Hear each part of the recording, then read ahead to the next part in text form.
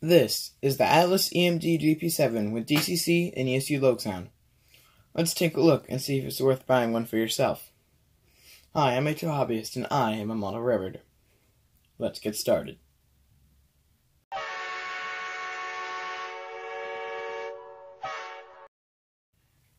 I decided my excursion railroad needed a diesel, so I asked for this one for Christmas. After a relettering, you'll never know that it was sold as an Algoma Central unit. Let's take a look at it, shall we?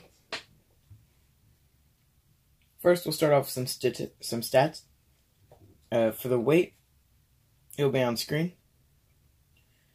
The MSRP is $279.95. It was a Christmas gift, so the price was unknown. But when I was shopping, it was in the low to mid hundreds. The couplers it includes are Accumates, and the operation, it has a dual mode DCC decoder with sound.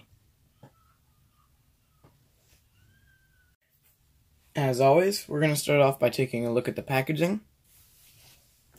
Starting off, this is my first Atlas product, so we finally something a little more interesting. It is a clear window, as is standard on smaller boxes, and it says Classic everywhere. There's the LokSound sticker, and the Atlas logo on the side. Moving over here, it says Atlas Classic. It tells you that it's an HO scale locomotive. Nothing overly odd there.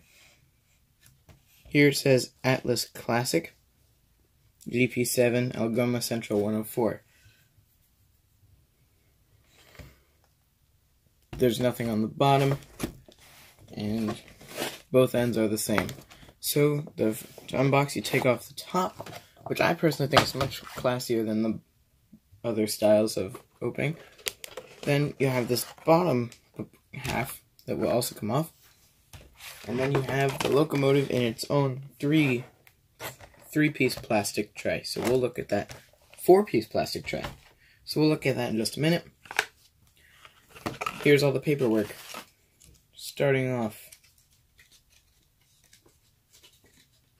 That's not mine. This is not the first time we've unboxed this, so I might have accidentally mixed something up. So we have our quick start guide for the DC and DCC operation.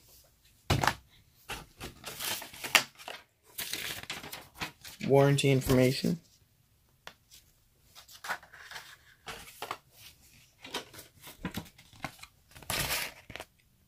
Warranty registration.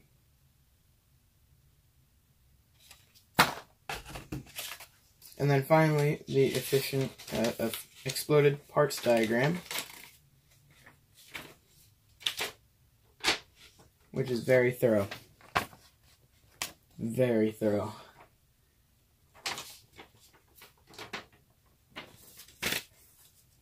So I'm just going to set all this stuff back in the box, and then we can go back to the actual locomotive. To start off opening this, you slide it out of the plastic tray, and then you have these three parts. So you take this clear one off, then you take the white one on the back off, and the foam piece just fell out, and the other foam piece fell out. Put those in the back too, and you have this locomotive here. It is screwed on by two Phillips head screws, so I'm going to unscrew them and then we'll be right back to take a look at the detail. First off, to start with the detail, I would like to say this is a beautiful looking locomotive. It's definitely looking nicer than less detailed models I've seen. Starting with the front, you have the short hood with the end. I forget what those are called, but someone has told me, and I forgot. You have that. The little flap thing that's in there does not fold down on this model. You have separately applied grab irons. As you can see, fully separately applied and freestanding. The handrails are plastic, but usually go back into place, and all the vertical stanchions are straight. You have the dynamic brake housing. Oops, sorry, I bumped the tripod. And the horn is separately applied, I guess. You got a grab iron up here. And lots of molded on detail too. Included inside of the model are cab figures, although you can't see them in this lighting. On the bottom, on the pilots I should say, you have MU cables, which for some reason my phone doesn't want to pick them up. But they're there, I promise. Underbody detail is actually 0. Some companies seem to prioritize it and some don't. I guess it depends on the model and the company. This happens to have a big fuel tank, so it's not as big a priority. Now we're going to take a listen to the sounds and see how well it performs. First off, we're going to start by me plugging in the track. So, the sounds are great on this. We're going to start with the startup sequence, which is by function 8. It does not turn on with the track plugged in. You have to press function 8 yourself too.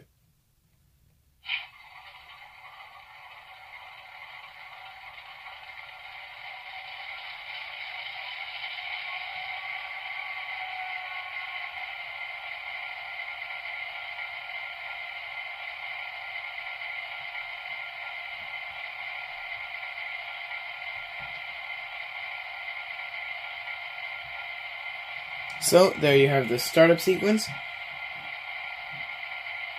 And function 0 is the headlight, which I'll show you momentarily. It does do the number boards, and it's directional, as well as the number board is directional.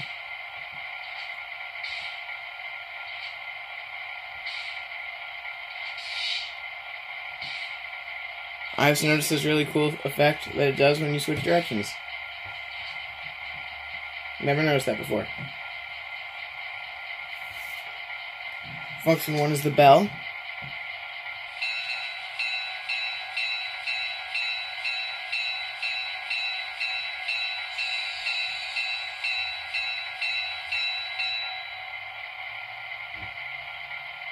And function 2 is the horn.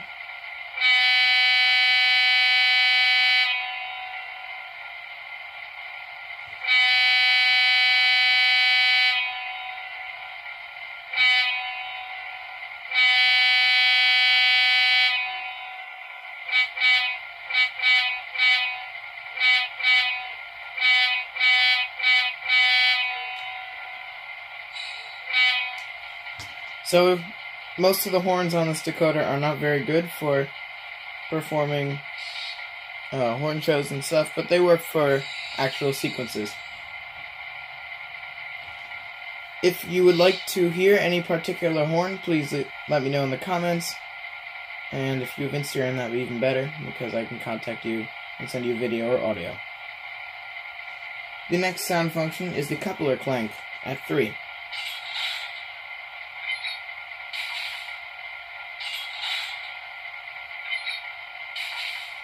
So that's just a simple press. You press it and it plays the sound. The 4 is the dynamic brake. I'm having a hard time figuring the dynamic brakes out.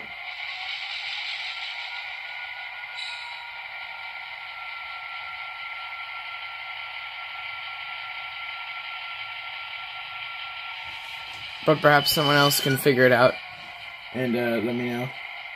5 and 6 are for auxiliary lighting, but this does not have any. 7 is switching mode, which means both headlights go on. Function 8 is startup and shutdown, or mute and unmute. Function 9 is this really cool feature, drive hold.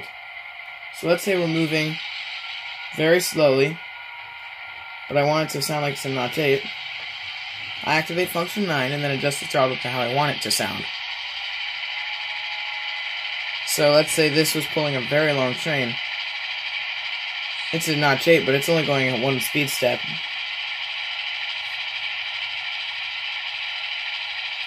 And then when I deactivate it, it's got very good momentum.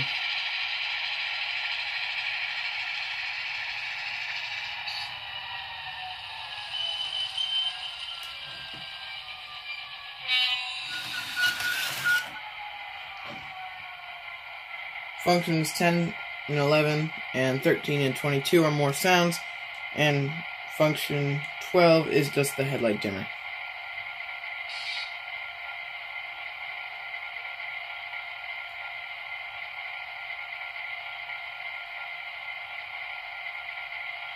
So there was the light and the dimmer. For performance, we will start now. The locomotive begins moving at 1 speed step. I have momentum enabled, so as you can see, it's a pretty smooth runner.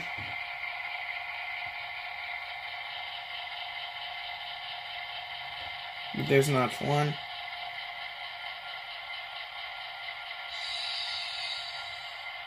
And then 2.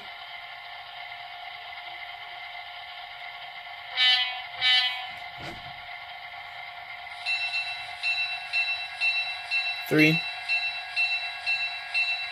4, 5, 6, 7, 8, 9, and 10.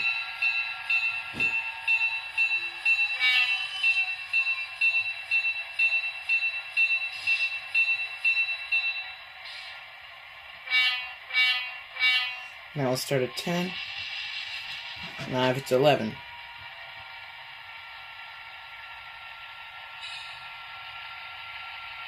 12, 13, 14, 15, 16, and I better stop it before I run off the table.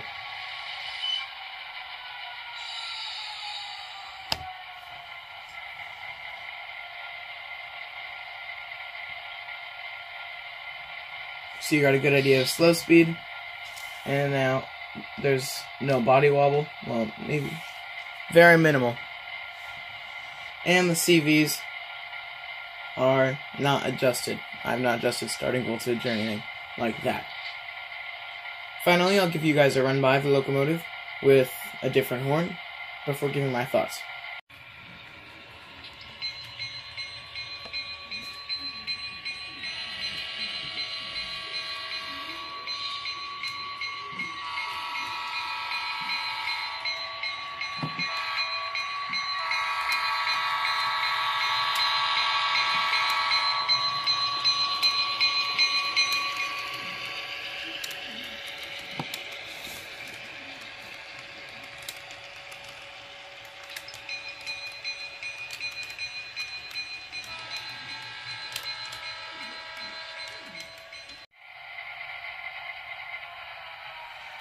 In conclusion, I think this unit is a good model.